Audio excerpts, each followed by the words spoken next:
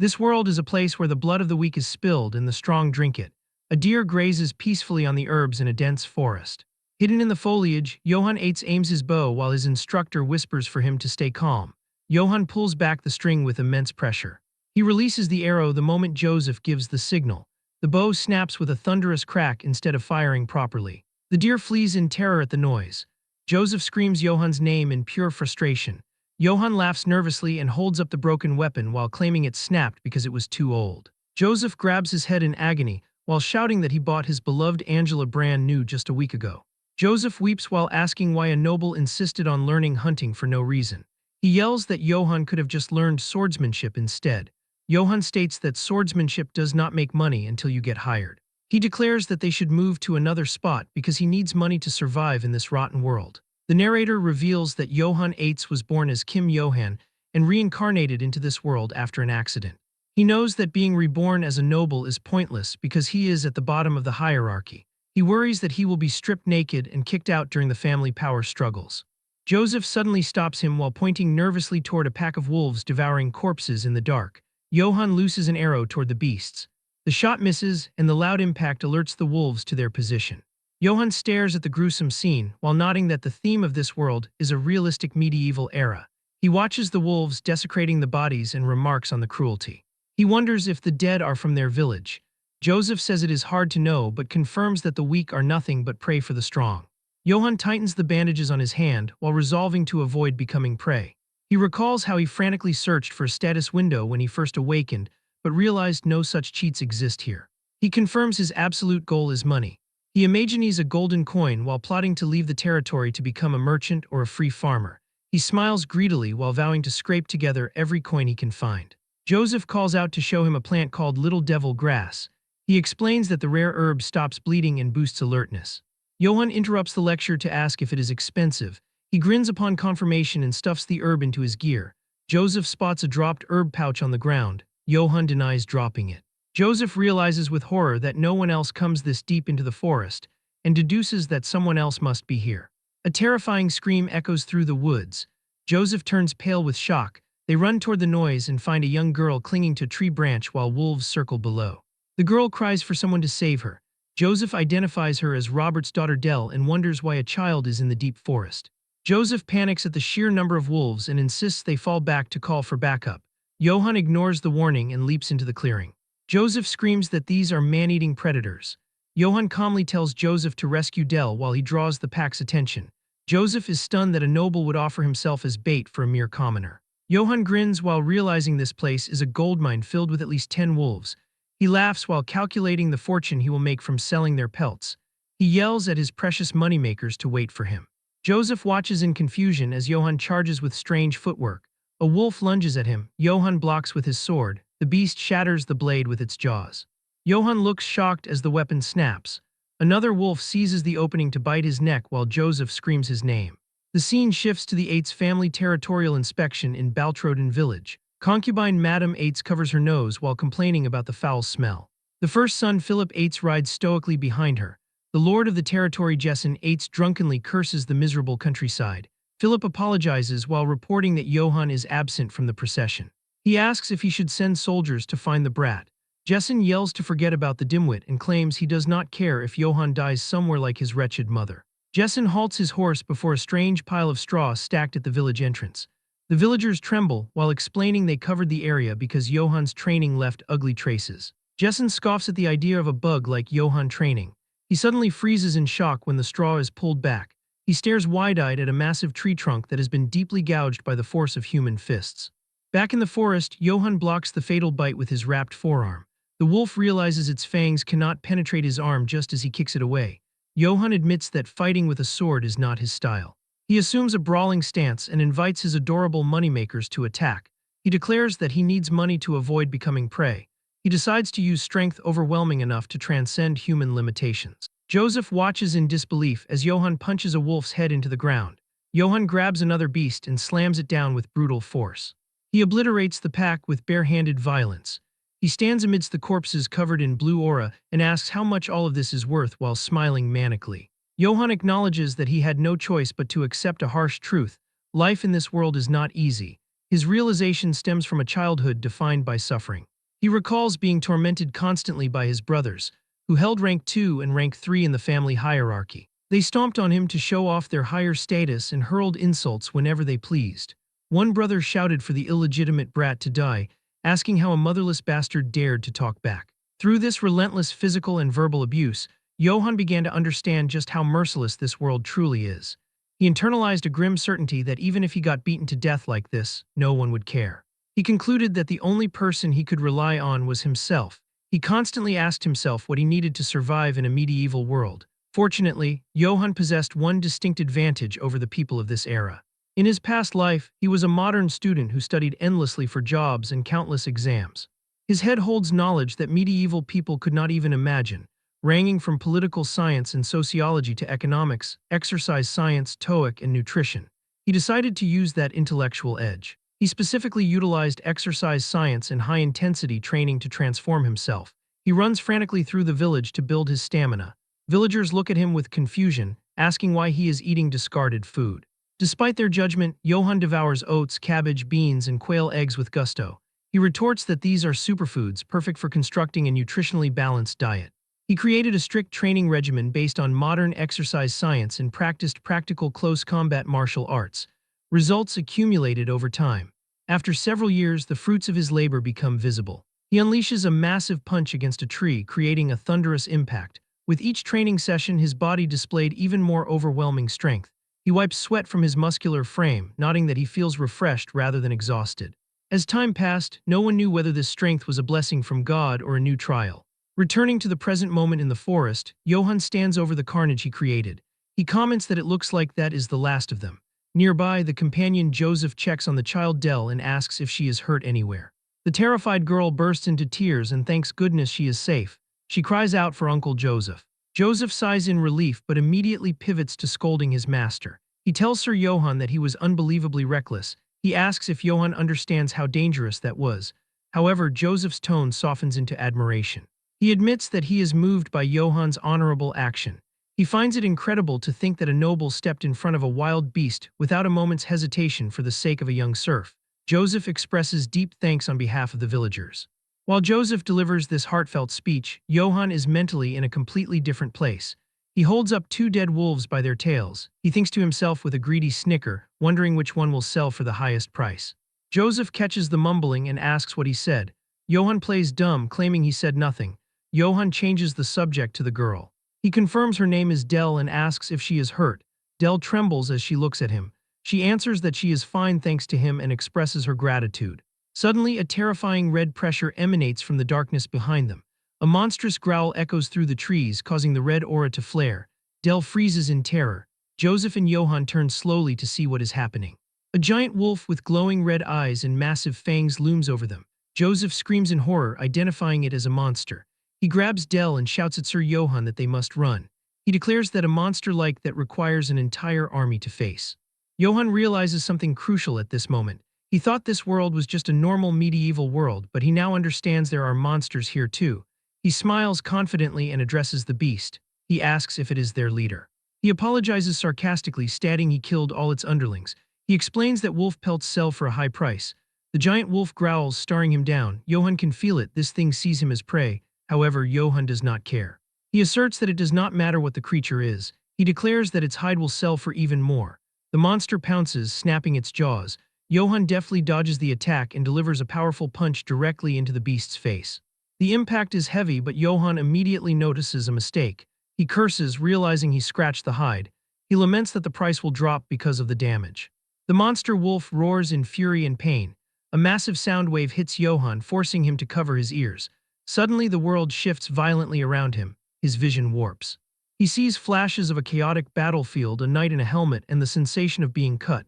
He screams in agony as he feels his strength draining away, wondering what this sensation is. He collapses to the ground. Johann wakes up with a jolt, screaming in terror. He sits panting heavily on the forest floor, sweating profusely. He looks around in confusion, asking what just happened. He checks the area for the monster, but the red-eyed beast is gone. He wonders aloud if it simply left. He looks over to see Joseph and Dell sleeping soundly nearby. He observes that it looks like everyone is safe. He admits he does not know what happened, but since monsters could appear again, they need to head back quickly. He carries Joseph and Dell on his back and begins the trek home. As he walks, he looks back with deep regret at the wolf corpses littering the ground. He internally mourns that he wanted those wolf pelts. He resigns himself to the loss, thinking there is not much he can do, and resolves to borrow a wagon next time. He notices the village ahead is still bright despite the late hour. He wonders if the villagers are all out searching for Dell. A greedy fantasy begins to form in his mind. He thinks that even if he did not mean to save Dell, he could earn some points with his father. He imagines a cartoonish version of his father tearing up with joy. He pictures his father amazed that he defeated a wolf pack and hereby naming Johann his successor. Johann snickers but quickly dismisses the thought as impossible. He settles on a lower expectation. He thinks maybe his father would at least appoint him to the guards. He reasons that if that happened, he wouldn't have to worry about food anymore. His thoughts are interrupted by a blazing torch thrust into his view. Knights on horseback surround him. A blond man at the front screams his name. It is his brother, Philip. Philip demands to know where Johann has been. He screams, asking how Johann dares to disappear on the day of father's inspection. Johann freezes, his face pale. He realizes with horror that the inspection was today. He thinks to himself that he is screwed. The crowd of soldiers murmurs, calling him an insolent brat. A massive armored boot steps heavily onto the ground. Johann gently sets Joseph down and drops to his knees. He stammers out an excuse to his father, claiming he truly had unavoidable circumstances today. His father cuts him off instantly with a single word, silence. The large man draws a massive, ornate axe from his back. He glares down with furious eyes. He asks how Johann dares to ignore him. He threatens that he will crack open Johann's insolent head for this disrespect. Johann internally curses, realizing he is stuck listening to insults right after barely making it back alive. He fumes about the wolf pelts he failed to collect, lamenting how hard his life is. However, a manipulative thought crosses his mind. He decides to stop wallowing and instead create an opportunity out of this disaster. He pivots to ultimate ass-kissing. He screams that he was not absent from the inspection on purpose, but was late because he was saving people from the forest. Suddenly, a villager screams the name Dell. The frantic father rushes through the crowd. He embraces his daughter, thanking God she is all right. He sobs openly, saying he searched for her everywhere and is just so glad she is safe. Johann seizes the emotional momentum. He gestures dramatically to the weeping family. He yells to the crowd to look at this scene. He explains that Dell was surrounded by a dozen human-eating wolves in the woods. He declares that he fought to save the child and defeated the wolves. The villagers gasp, whispering in shock and admiration. Johann continues his speech with knightly flair. He admits he was unable to participate in the inspection, but claims he believes he did his duty as a son of a knight household. He bows to a perfect 90-degree angle before his father. He asks his father to forgive him just this once. He vows to continue doing his best for the safety of the estate. Then he pushes his luck. He mutters greedily, suggesting it would be great if his father could also give him the guard captain position. Philip winces in irritation. Johann internally grins, convinced that was perfect PR for himself. He thinks that if he were the interviewer, he would have hired himself right away. His father bursts into laughter. He mocks Johann, calling him the dear precious future guard captain. However, the laughter cuts off abruptly. The father asks where these wolves are. He scowls, stating he does not expect Johann to believe him without any proof. Johann panics internally. He insists he is not lying and even met the great dark wolf. His father screams silence. A massive roar of fury erupts from the large man. He demands to know how Johann dares to lie to him. He threatens to rip that mouth of Johann's open. Johann changes tactics. He asks if his father wants a duel or something. He offers to prove his skills right now. Johann internally admits he doesn't want to fight his dad even if he hates him but sees no choice. His father grins menacingly and agrees. The large man accepts the challenge to see how skilled Johann really is. He orders Johann to raise his sword. He stipulates they will duel using nothing but a weapon. Johann freezes. He curses internally, realizing his father never taught him how to use a weapon. Johann stands awkwardly. His father demands he unsheath his sword. Johann looks down at the broken handle of his blade and can only let out a weak noise. His father calls him a piece of shit. He orders Philip to lend Johann his sword. Philip reluctantly agrees. Philip steps close to hand over the weapon. He whispers urgently to Johann. He advises him to beg for forgiveness now, stating it is the only way to make it out alive. Johann ignores the warning. He retorts that begging isn't an option because he didn't do anything wrong. He grabs the sword and declares that a man doesn't run away. He pushes past Philip. He tells his brother to move. Johann steels himself, hopping to learn from this duel. He reasons that if he shows the people here how skilled he is, even his father will have to acknowledge him. He prepares to prove his worth. A monstrous red aura suddenly explodes around the father. Johann stares in horror, wondering what the hell that energy is. His father attacks. The sheer force shatters Johann's borrowed sword upon impact. Johann groans in pain as debris flies. His father strikes him, accusing him of being a parasite. He delivers a heavy blow to Johann's guard, screaming about how Johann dares to insult him. Philip and the villagers watch in terror. A villager whispers that the Lord is serious and really means to kill Johann. The father swings his axe with brutal force. He reveals why he never taught Johann to wield the sword, because he would still be a useless piece of shit either way. He taunts Johann, stating that no matter how hard he tries, he will never surpass him. The father enters a frenzy. He screams that his estate is his and his alone. He yells that no one can take it from him, not Johann, not the emperor, not anyone. Johann, struggling to see through the blood running down his face, wonders what the hell his father is on about. He asks himself if the old man has lost his mind from alcohol. Philip screams Johann's name as another massive attack comes down. Johann desperately blocks. The force is overwhelming. He admits defeat in his mind. Johann collapses to his knees, utterly beaten. His father looms over him, sneering. The large man tells him to know his place. He vows that if he ever sees Johann again, he really will bash his head in. The father stalks off into the darkness, leaving Johann kneeling in the dirt. The crowd remains silent until one voice whispers Sir Johann's name. Later, inside a small building, Priest Valberg fumes with indignation. He asks how Sir Jessen could be so unfair.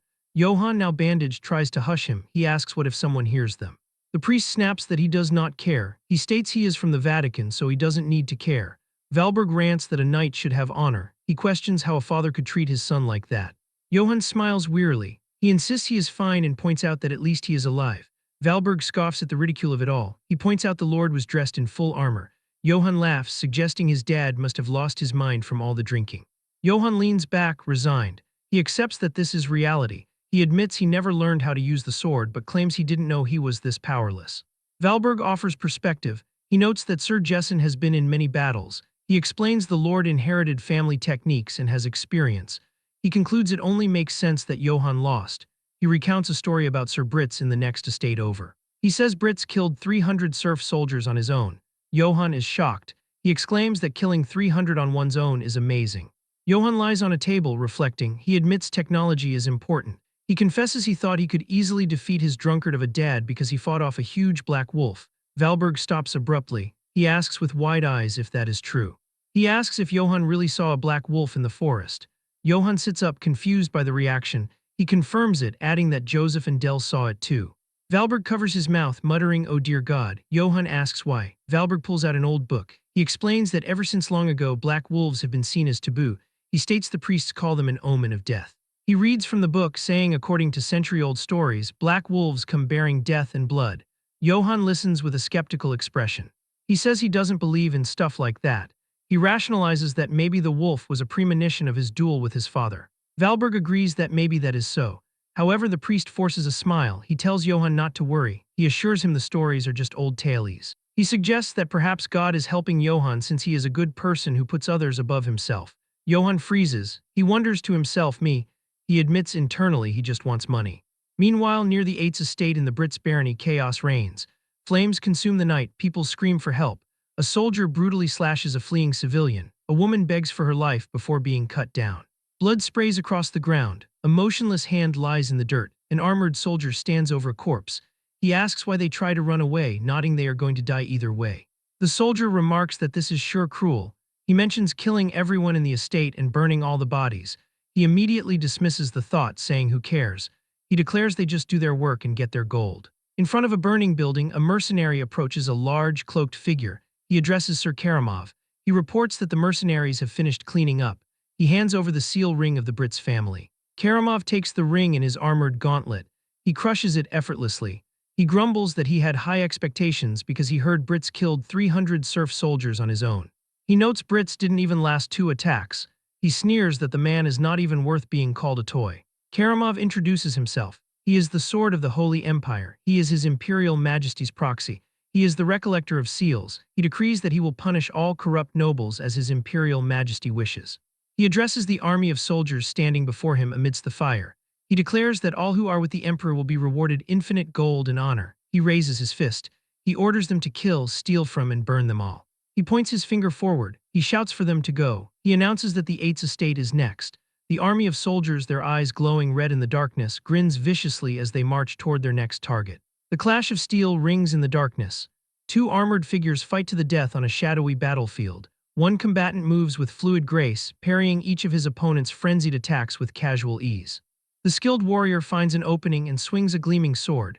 Johan's vision goes blurry as he watches the blade decapitate the opposing knight. The severed head tumbles through the air.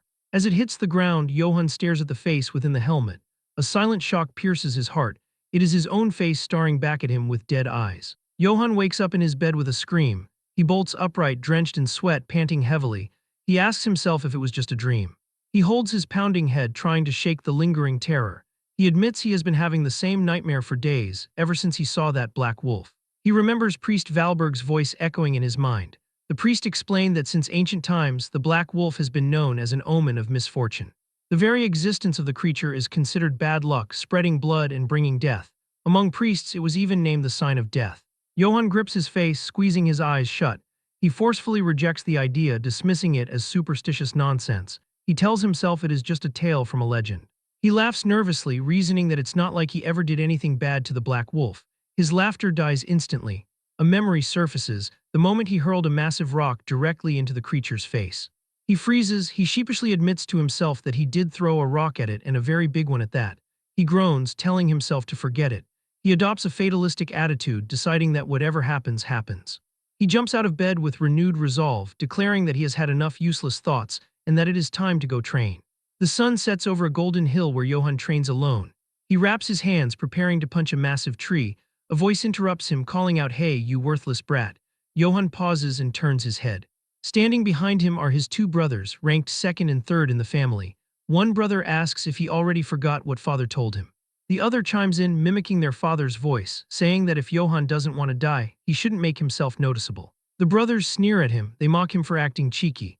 One brother points out that even after they beat him senseless, he crawls out again to act all tough. He compares Johann to a dog that barks but can't do anything.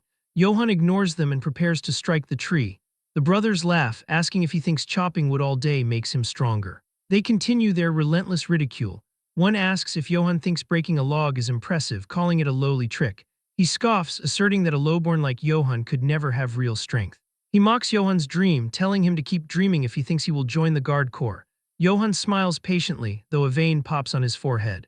The brother declares that their father would never appoint trash like Johann. He cruelly adds that if their father ever used Johann, it would only be to crack his skull and feed him to the pigs. As the insult leaves his mouth, Johann delivers a simple punch to the tree. The impact is deafening. The massive tree trunk shatters instantly upon contact, sending wooden shrapnel exploding in all directions. The top half of the tree crashes to the ground. The two brothers stare with bulging eyes, their jaws dropping in utter shock and horror. Johann turns to them slowly. His shirt is gone, revealing a terrifyingly muscular physique. He smiles with dark intent. He politely asks if his brothers said something. He invites them to come a little closer and repeat it. The brothers scream in panic. They shout that they are good and ask why they would go there. They scramble away, fleeing down the hill. They yell back that they will tell father everything. Johann watches them run, sighing deeply. He calls them pathetic idiots. He wonders how they can live with so little thought, questioning how they prepare to make a living without worrying about their own future. He decides there is no point worrying about others, and that it is time to get back to training. Suddenly, a voice comments that what they said is true. Johann pauses. Philip stands nearby, holding a large sack. He states flatly that father has no intention of appointing Johann to any position. Johann acknowledges the presence of the firstborn. He huffs, admitting he figured as much. He notes philosophically that considering their father didn't kill him, it could be worse. Philip asks if he is not disappointed. Johann assumes a fighting stance, shadowboxing against the sunset. He states that it is what it is. He resolves to find another way to make a living. Philip drops a bombshell. He tells Johann that father fears him. Johann stops mid-punch. He punches the tree lightly as Philip explains. Philip asserts that Johann is undeniably strong and that strength is a threat to their father. He explains that father wants obedient children like him. He points out that Johann is different because he insists on living by his own principles. Philip reveals that their father believes one day Johann's strength will take everything from him, just as he overthrew grandfather to take sovereignty. Johann sweats, dismissing the idea as nonsense. Philip ignores the denial. He orders his servant to bring the sack over. The servant complies, handing the bag to Lord Philip. Philip dumps the contents onto the ground. Clattering onto the grass is a set of equipment. A plain surcoat of unknown origin stored somewhere in the castle, a spare set of chest plate and a longsword, nothing else. Johann flinches, recognizing the gear immediately. He stares at the pile. Philip notes that these are the things Johann has had his eyes on for a long time. Philip states firmly that he is not like father. He declares he is not foolish enough to discard someone capable. He smiles slightly. He makes a promise that when he becomes lord in the future, he will appoint Johann as captain of the Eights Guard. Philip turns to leave, advising Johann not to neglect his training until then. He adds a request to please stop causing trouble. Johann yells after him that he never causes trouble first. Philip raises a hand dismissively as he walks away. Left alone, Johann stares down at the armor shining in the dying light. He realizes with horror that the armor is the one from his dream. His mind races. He asks himself if he wears this, will he die the same way he did in the nightmare? A terrified vision of his own corpse flashes before him. Despite the fear, a different feeling emerges. He picks up the chest plate. He admits that for some reason he feels like he can overcome it, though he has no proof. He equips the breastplate, hearing the leather straps tight.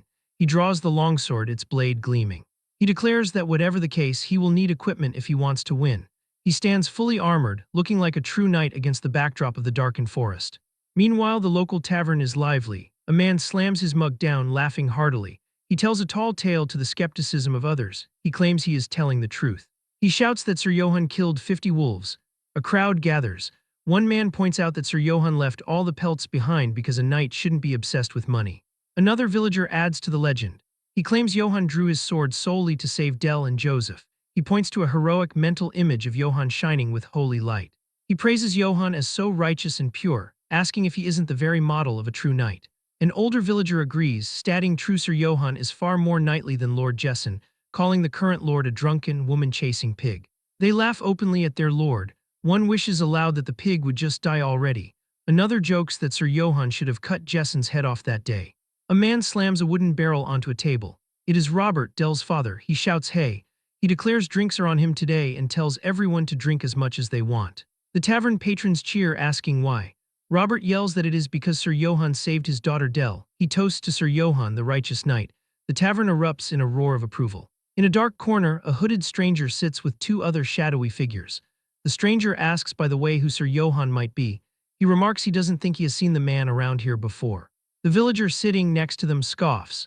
He tells the hooded figure they were bad-mouthing the Lord right in front of a complete stranger. He laughs, guessing the villagers here aren't afraid of anything. The hooded figure's hood hides a sinister grin. Red eyes glow in the shadow of the cowl. He says he finds their story quite interesting.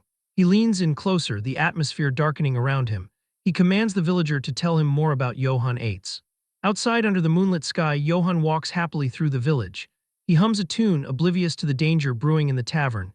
He fantasizes about his future. He thinks excitedly that Philip will appoint him captain of the guards once he becomes lord. He celebrates that his golden road has finally arrived. He thinks fondly of Philip, nodding he never thought his brother could be depended on. Johann stops. He spots a figure sitting slumped against a building. He squints, confirming it is definitely a drunk man. He decides right then that a future captain of the guard can't just ignore a drunk citizen. He approaches with a cheerful smile.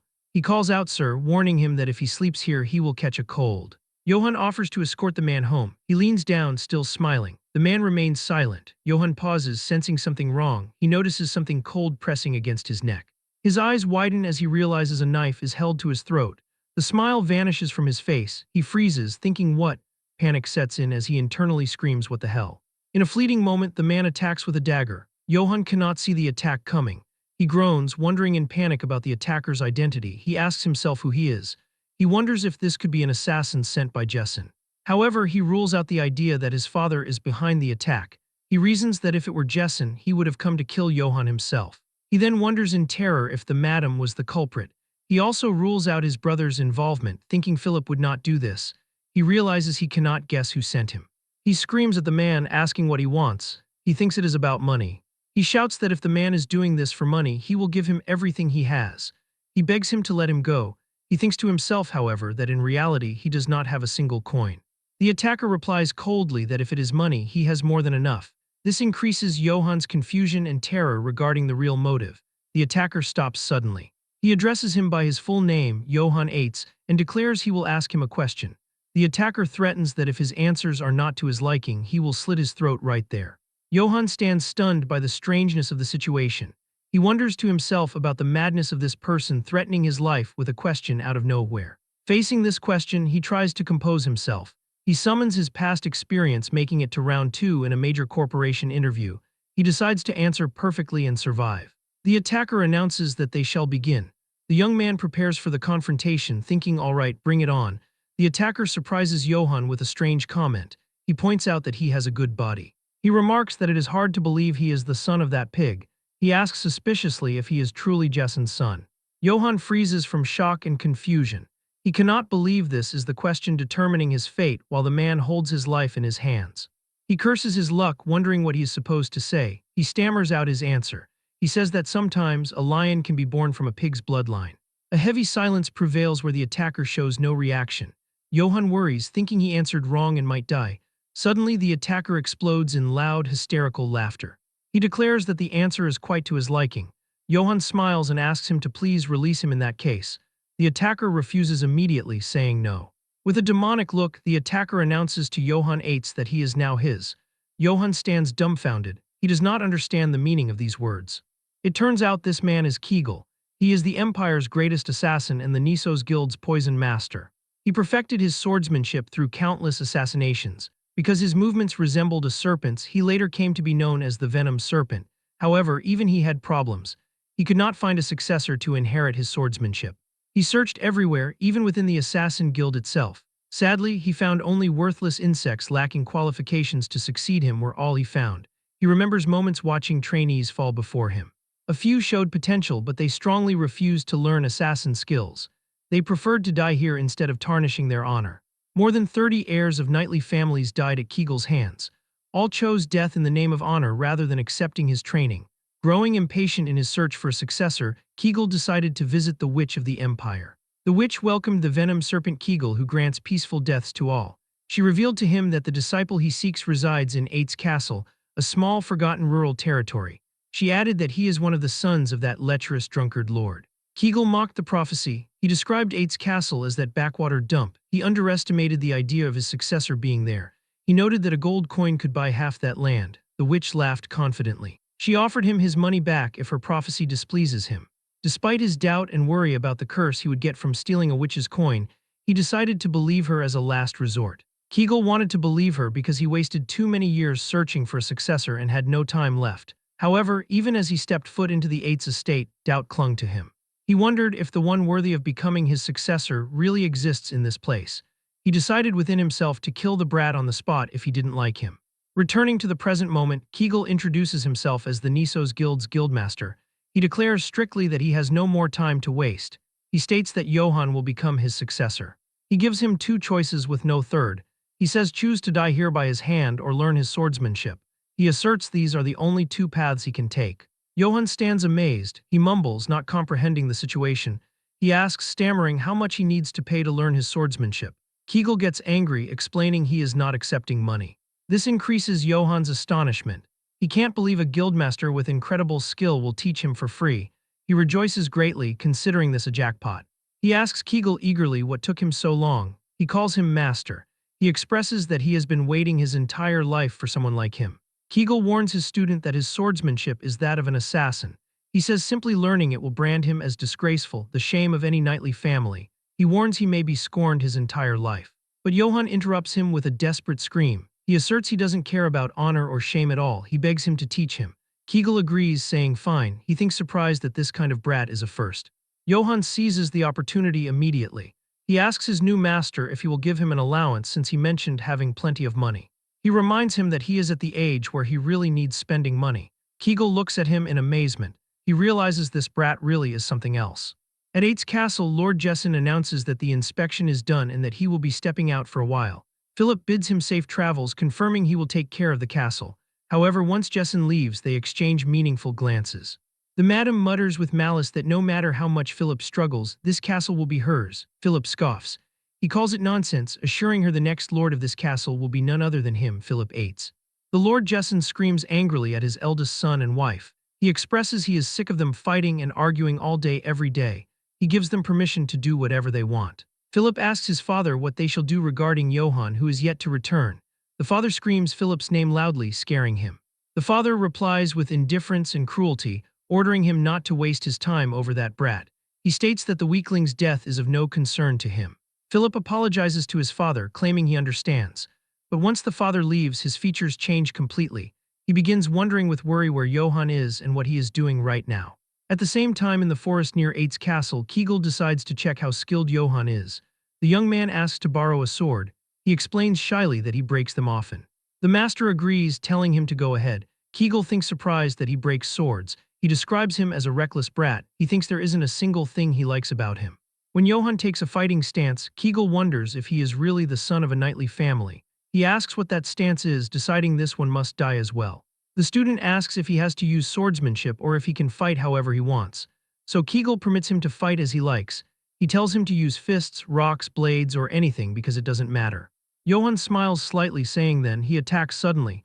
He shouts, "Here I go," and swings his blade. He breaks the sword easily from the force of impact. In that moment, the master realizes the error of his doubts were unwarranted. While looking at him in shock, he finally admits that the brat is monstrously strong. Kegel feels surprised by the air pressure resulting from Johann's punch. He realizes that if that punch hits him, he knows his bones and muscles will be crushed. He thinks it is like he is not fighting a human but a lion. However, he decides to fight seriously. He unleashes a snake-like fighting technique. Johann wonders in amazement at the strange movement. He asks where he is trying to go, guessing up, down, up, down. He tries to block, but the attack hits him in the face. He falls to the ground, screaming in pain. Kegel states that he knows he hit him with the flat side of the blade. He notes stunned that Johann didn't even pass out. He describes it as ridiculous. Kegel praises his student, asserting that had he been born 1,000 years earlier, he would have been called a legendary hero. Johann thanks him, calling him master. However, the master adds a warning of a critical weakness. He declares strictly that at this rate, Johann will die no matter what. This sparks Johann's shock and confusion as he asks what he means.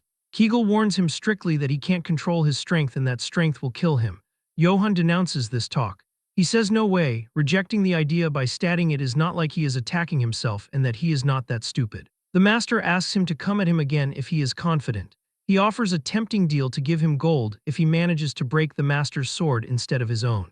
Upon hearing the word gold, Johann's features change completely and his eyes shine with greed. His hesitation turns into unparalleled enthusiasm. He shouts gold and tells his master he better keep that promise. He dashes at tremendous speed toward the master to attack. A strong sword clash rings in the place, but the result is disappointing as his sword shatters again.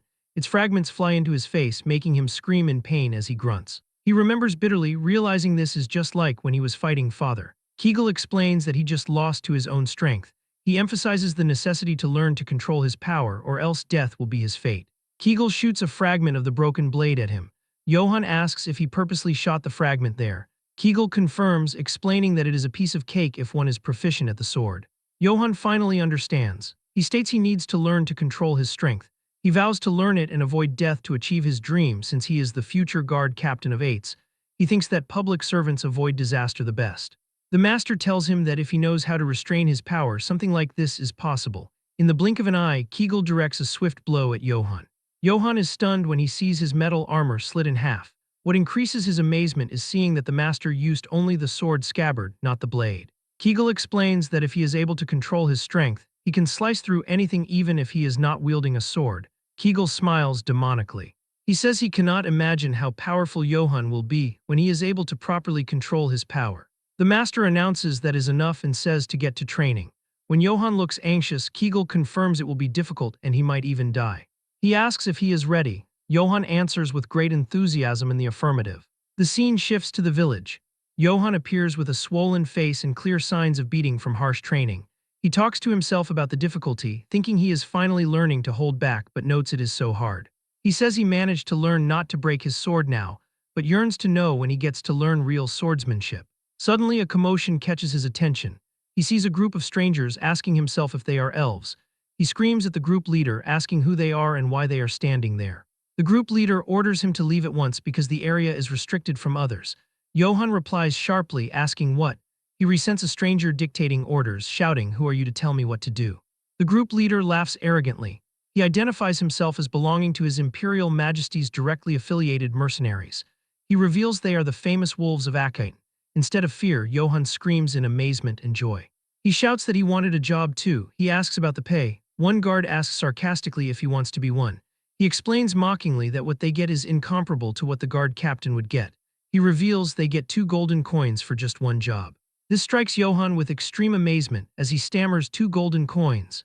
The guard warns Johann that looking like he works out just makes him a bigger target. He emphasizes that what is important is skill. Johann agrees, saying you're right. Johann drowns in his dreams. He thinks he has never seen golden coins in his life. He wonders seriously if he should change his career path, thinking it is better than a guard captain. But suddenly something strange happens. Johann's hand moves involuntarily, attempting to draw his sword. This causes him extreme shock and confusion as he asks why he just tried to unsheath his sword. The elf accompanying Kamarav notices his movement. She screams angrily, "How rude!" She considers his behavior the height of insolence. She threatens to behead him right away for daring to try and unsheath his sword in the face of Sir Kamarav. Kamarav intervenes to calm the elf Jane. He asks him calmly who he is. Johann stammers while sweating, identifying himself as Johann from House 8. Then Kamarav reveals his identity as the Holy Empire Emperor's Guard Knight, Kamarav. Johann is surprised again, finding his hand on the sword without even knowing. A terrifying feeling overtakes him he hadn't experienced before. He compares it to when he saw the Black Wolf or when his father was trying to kill him. He describes this murderous intent as suffocating. It is as if he is prey placed in front of an apex predator. Kamarav orders him to move because he is in the way. Johann moves, feeling his heart beating wildly. One soldier mocks his fear, saying, "Goodness, he is so scared."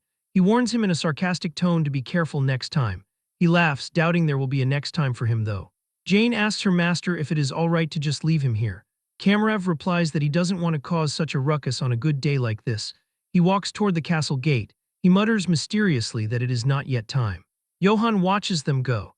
He wonders in confusion why a knight of the emperor would be here and what reason he would have to be in this place. Philip appears rushing to receive the grand guest. He welcomes Karamov, introducing himself as Philip VIII, the next lord of House 8. He asks eagerly about the reason for his visit, inquiring what brings him here. The stepmother interrupts, expressing her intense admiration for Karamov. She describes him as unbelievably handsome. She presents her son John as the child who will become the real lord, ignoring Philip completely. She continues flirting with Karamov. She states that if she had known someone as wonderful as him existed, she would have married later. She asks if they should head inside the inner castle. Karamov does not reply to her. She tries to catch his attention again, saying, "Sir Karamov, are you listening to me?" However, he ignores her completely. Instead, a massive thud echoes as he slams his hand down. He asks sharply, "Where is Jessen?" Philip objects to addressing his father without titles. He states that addressing Lord Jessen like that is improper regardless of his reputation. The madam interrupts him again. She defends Karamov as the Empire's greatest knight. She claims there is nothing wrong with him calling Lord Jessen however he wishes. She announces that as the rightful lady of the house, she will handle his reception. She hints at Philip not to object. Philip looks with malice at the cunning woman. He thinks she is trying to seize an opportunity to push John as the next lord, but Karamov interrupts them with a resounding scream. He slams his fist down and orders them to shut up. He chases everyone away rudely, ordering all of them to get lost. He demands they bring him some alcohol instead. He announces coldly he will wait inside this castle until Jessen arrives. In the dark forest, Johann swings his sword with immense force, creating great air pressure. During the fighting, he remembers the dangerous, suffocating aura he felt when he met Karamov. Kegel watches him silently for a moment. He suddenly screams at him, calling him a fool for his lack of focus. He throws daggers at him. Johann blocks the daggers with great difficulty while groaning. He suffers a slight cut on his neck, appearing extremely tense. Kegel scolds his student. He states that if the daggers he just threw were laced with poison, Johann would be dead. He asks why he isn't concentrating. Johann wipes his chin and admits something feels off. He mentions the knights claiming to be the emperor's personal knights who came to the village. He argues it is illogical for them to shut the gates and control entry in the Eight's territory in this way. He says it makes no sense. Kegel asks coldly what he can do about it, suspicious or not. He explains that Karamov is the emperor's direct knight. He states he is the strongest warrior on the continent and the core power of the Holy Empire. He adds that even the armor he wears is legendary. Johann asks curiously if Karamov is stronger than his master. Kegel pauses. He admits seriously that if he ever had to face Karamov, he would turn around and run without hesitation. Kegel hits his student on the head to silence him. He asserts that results are only known after fighting. He scolds him harshly, describing him as a half-witted brat who doesn't even know the basics of swordsmanship, but is worrying about others while unable to even control his own strength. Johann regains focus. He holds the sword seriously, announcing, "I'll do it." The master sighs and signals him to come. Johann dashes, attacking powerfully. The master's voice rings out, asking him to do it again. The attacks continue with Kegel screaming again, repeatedly. Johann begins wondering in confusion why it isn't working. He notices the master uses only the sword scabbard, not even a real sword, yet he cannot cut it. Kegel explains that is right. He says it is the flow of strength. He advises his student not to swing blindly. He instructs him to transfer the flow of strength and concentrate it at the sword's tip. As Johann swings his sword, he slowly begins to understand what it meant to control his strength. Kegel notices the change immediately. He thinks the dull sound of his sword is becoming sharp. Johann executes a powerful blow different from previous ones. At that moment, he becomes certain that if he tempers everything he learned so far with the proper amount of strength, this is it. Kegel suddenly feels intense fear, thinking this is dangerous. In a fleeting moment, Kegel finds his scabbard cut without realizing what happened. Johann stands amazed. He stares at the cut scabbard. He screams with overwhelming joy, declaring he did it. He claims he has completely grasped the feeling. He laughs, saying it wasn't even that hard. Kegel downplays the achievement, humming that it must have been luck. Johann is surprised by the reaction. When Kegel calls him, he replies affirmatively with a yes. Kegel announces seriously that this time he won't hold back. He challenges him to come at him again. Johann bares his fangs. He shows a terrifying snake-like attack. The aura of a purple serpent strikes terror into the master. Johann manages to knock Kegel to the ground. Johann jumps for joy because he won again. Kegel wonders in confusion what this brat is. He realizes he clearly taught him nothing but how to control strength, yet Johann can freely use the secret sword technique Serpent's Tongue. The master is stunned that he perfectly absorbed a technique he saw briefly on the very first day. He notes Johann is using it more perfectly than he does. The old assassin's experience tells him that unless a miracle happens, Johann has already become someone he cannot defeat. Kegel mutters in amazement, calling him an absurd brat. Johann laughs maniacally, cheering that he learned the technique and secured his meal ticket. Suddenly, Kegel announces his teachings end here. He states he will leave at sunrise. Johann asks disapprovingly, huh? He notes he only just got the hang of using the sword and asks if he is ending it like this. The master assures him he already possesses everything necessary. Kegel admits grudgingly that Johann has become stronger than him in less than a week. He expresses satisfaction as long as his swordsmanship does not vanish and continues onward. He tells Johann to go live his life as he wishes. He tells Johann he has worked hard until now. Johann thanks him sincerely. He asks if he is really leaving. Kegel says yes. Johann asks if it is because he is an assassin. Kegel denies that. He explains no, it's just how he is, never staying too long in one place. Johann seizes the opportunity to ask his master, by the way, do you know anything about ominous signs? He asks about the black wolf. Kegel says yes. Johann mentions he recently encountered it. He tells him about his dream seeing his head cut off afterward. He confesses he thought Kegel was the omen when he first came for his head. Kegel replies that if he had killed him, then that would have been the ominous sign. He explains ill fortune does not arrive in a fixed shape. Before leaving, Kegel offers some advice. He advises finding a weapon suited to his strength first. He notes the need for at least Danis steel to withstand his power. Johann asks Danis, what's that? Kegel explains Danis steel is a metal imbued with magic, existing only as a legendary relic. He adds its method of creation was lost, and it can only be mined from ancient ruins. He states weapons made from it are extremely rare and only a few exist in the entire world. Johann assumes it must be expensive, right? Kegel confirms that even if he saved his whole life, he couldn't afford it. He adds he probably can't buy it with money at all. Johann asks why he recommended it then. Kegel explains he just wanted to tell him to find a weapon that suits his situation. Johann doubts his intentions. He asks if he is hiding true intentions because he is an assassin.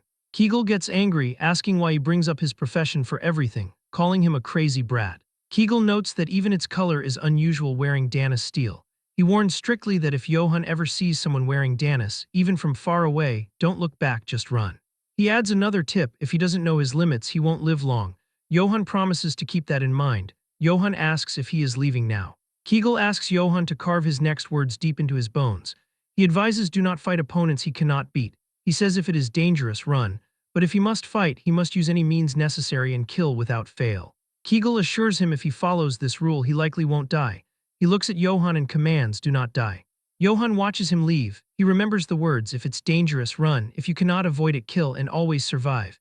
He promises Master he will remember those words. At Eight's castle, the madam asks if the alcohol suits his taste. Karamov smashes the cup, saying it tastes like rotten piss. He orders her to take it away. The madam gasps, nodding that was quite an expensive drink. She says it is a shame he didn't like it. She says the only alcohol better than this is in Lord Jesson's bedroom. She suggests moving to a cozy bedroom instead of staying here since he must be tired after his journey. She whispers that Lord Jesson's bedroom is very comfortable. She says she is sure he won't be disappointed. She whispers seductively that just the two of them could have a wonderful time together. She asks, don't you think? Karamov speaks suddenly, telling her to get lost. The madam stammers that Sir Karamov they don't have much time. She begs him to allow her to begin his reception, nodding the lord will arrive late tonight. Suddenly, Karamov's red eye flashes. He mutters he was getting sick of this anyway. He decides fine, he shall enjoy himself. He clamps down on her neck. He calls the entertainment slaughter. Philip watches the scene in shock, covering his mouth. Outside, Johann reaches the village outskirts. He stops, asking what's this? He sees flames devouring the entire village. He looks in shock, wondering in amazement why the village is on fire. Lord Jessen wonders what in the world is going on. He rides along a dirt path, staring at the smoke rising from the Eight's estate. One of his knights answers that he doesn't know. The knight adds that the fire looks large, so the lord should return at once. Jessen grits his teeth and grunts as he whips his reins. He rides swiftly, the hoofbeats echoing loudly. His horse neighs as he skids to a halt in front of the castle. Jessen stares at the gates. Mercenaries greet him, stating that he finally shows himself after something fun has taken place. The mercenaries sneer, remarking that he is slow and dull just as he looks. One elf soldier orders him to move faster, calling him Sir Pig. He adds that Sir Karamov isn't a very patient man. Jessen pushes open the huge wooden doors, his eyes glowing red with rage. He stops dead, asking what. Before him, the stone floor lies littered with corpses. The bodies of his servants and children lay twisted and lifeless, with blood pooling everywhere. He stares at the horrified, frozen faces of the dead.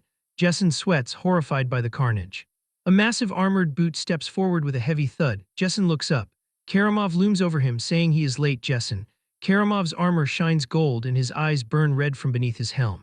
Jessen demands to know what Karamov is doing right now. Karamov reaches for his sword hilt. Jessen draws his massive axe. He screams furiously, asking what does Karamov think he is doing. Karamov speaks formally. He declares Jessen is guilty of the attempted assassination of the emperor and high treason. He states that by His Majesty's decree, House Eights shall be eradicated. Jessen screams back not to be absurd. He shouts that this is a purge. He accuses them of just pinning false charges on him to execute him. He raises his axe and charges, yelling he won't let Karamov do as he pleases. Karamov draws his huge purple sword with a screech of metal. He commands his men to blow the horn. A golden knight raises a horn to his lips and blows a resounding note. Karamov orders his men to retrieve the seal of the Eight's family. He grips his glowing purple blade tightly. He commands them to purge everybody in this territory and erase this land from the map. The mercenaries charge, shouting war cries. They slaughter villagers mercilessly. Johann's previous neighbors get cut down where they stand. Flames engulf the wooden houses. The mercenaries laugh manically as they kill. A mercenary stands over Valberg, who kneels on the ground in prayer. The mercenary laughs, calling Valberg a vicious bastard. He asks if it is that hard to tell him where the pig's bastard son is hiding. Valberg remains silent, looking defiant. The mercenary smirks, saying fine. He offers to send Valberg to his god, whom he adores so much. He swings his sword down, shouting die. Suddenly, Johann appears from the shadows. He slashes through the mercenary with a swift, diagonal cut. The mercenary's body splits. He looks shocked as he falls. Johann stands over Valberg, calling out his name. Valberg looks up, asking Lord Johann what is happening. Johann helps him up, admitting he doesn't know either. He explains the imperial troops are killing villagers on sight. Valberg looks grim. He suggests it is possible that Lord Jessen has already been killed as well. Johann freezes, repeating even father. Valberg continues, saying that is not all. He gestures to the inferno around them. He explains they are burning the entire village to wipe everything out. Johann looks determined. He says damn it and decides he has to hurry back to the castle. Suddenly he hears crying. He stops, recognizing the voice. He asks if that is Dell. A small girl crawls out from behind a burning building. Johann sighs in relief, saying good, she is safe. He holds out his hand. He tells her it is dangerous here, so come to him. His eyes widen in horror. Behind Dell, a spear pins a man's corpse to a wooden stake. Dell cries, telling Lord Johann that her dad is dead. It is Robert's body, limp and lifeless amidst the fire. Johann stares at the gruesome sight. Flashbacks hit him hard. He sees memories of saving Dell, Robert hugging his daughter, the villagers drinking in the tavern, raising mugs and laughing. Robert's smiling face cheering for Lord Johann echoes in his mind.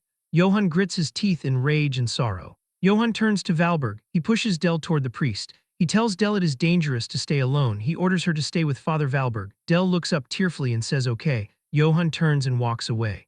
Valberg calls out to him, asking where he is going. Johann doesn't answer. Valberg shouts that he mustn't go, telling him he needs to flee. He screams Lord Johann. Johann walks forward resolutely. He reaches the square. He sees a pike with a severed head stuck on top. It is Lord Jessen Eights' head staring blankly. A wooden sign hangs below. It reads that Duke Jessen Eights has been executed for treason against the emperor. It warns that anyone who retrieves his corpse without permission will be punished for the same crime by Imperial Knight Karamov. Johann stares at his father's head with shadowed eyes. A mercenary nearby notices him. He sneers, asking if he isn't the bastard son. He mocks Johann, saying he thought he ran off. He asks if Johann came back to die. Johann says nothing. He swings his sword. The wooden pike shatters. Jessen's head tumbles to the ground. Johann's foot stomps heavily onto the red banner with the golden eagle, the symbol of the empire. The mercenary stammers, telling others to look at this brat. He orders the others not to just stand around. He screams to kill him now. Johann's blue eyes glow in the darkness. He unleashes a flurry of attacks. His sword moves like a blur. He slashes through 3 mercenaries instantly. They scream in agony. Johann continues to advance, cutting down every soldier in his path. Johann wonders to himself why he is doing this. He asks himself why he is going back to the castle. He admits Father Valberg is right and he should be running away. He knows if he goes back he will just die for no reason. He encounters Philip. Philip sits slumped against a tree, riddled with arrows. He calls out Johann's name. Johann freezes. He whispers Philip's name. Philip smiles weakly. He remarks that Johann is alive. Johann rushes to his side. He touches Philip's shoulder. He asks why he came back. Philip struggles to speak. He tells Johann to go and run away. He warns that if he stays here he will die. Philip coughs up blood. He lifts a helmet from his lap. He says he wanted to give this to Johann for when he becomes Lord one day. Johann takes the helmet. He stares at Philip's lifeless face. He looks down at the helmet in his hands. He remembers Kegel's voice. The image of the assassin appears in his mind, warning him to understand the difference in skill level. The advice echoes that if it gets dangerous, run. The opponent is the Emperor's knight. Kegel told him to run without looking back. Johann clutches the helmet. He remembers the second part of the advice. It states that but if he has to fight then he must kill. Johann stands up. He puts on the helmet. The visor snaps shut. His blue eyes glow from within the darkness of the helm. He confirms right. He declares that time is now. Johann walks up to the massive castle doors. He pushes them open with a single hand. He strides inside. The hallway is lined with mercenaries. They look surprised. One elf asks what the hell. He asks how this bastard got inside and asks where the guards are. Johann charges. He punches an armored knight in the face with overwhelming force. The helmet crumples under his fist. Johann roars Karamov's name. He punches another soldier, sending him flying. He screams for the asshole to come out. He stomps on a fallen soldier's chest, crushing it. A shadow falls over him. Karamov walks out slowly, dragging his massive purple sword. Blood drips from the tip. Mercenaries step aside. Karamov stops.